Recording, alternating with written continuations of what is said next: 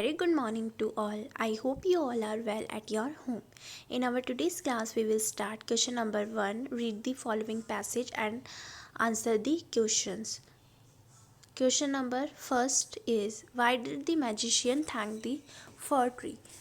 यानी मैजिशियन ने फर ट्री को धन्यवाद क्यों दिया? तो इसका जो आंसर है, क्यों दिया था, उसकी काइंडनेस की वजह से। ठीक है, तो इसका जो आंसर है मैं आपको सेंड कर दूंगी, आप उसमें से कॉपी कर लेना। Question number B is, how many wishes did the magician grant? यानी मैजिशियन ने कितनी ग्रांट मतलब कितनी दी थी उसे विशेस। ठीक है, सो इसका आंसर कितनी दी थी उसने? 4 विशेस। ओके, ये भी मैं आपको सेंड कर दूंगी इसका complete answer. Question number C is, the sad fir tree had dash like needles. So the answer is, filling the blanks में फिल करा हुआ है, leaves.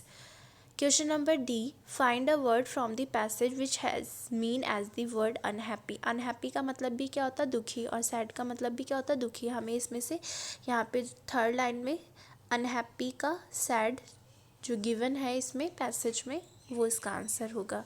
So each student do question number A to D of question number 1 in your copy. Thank you.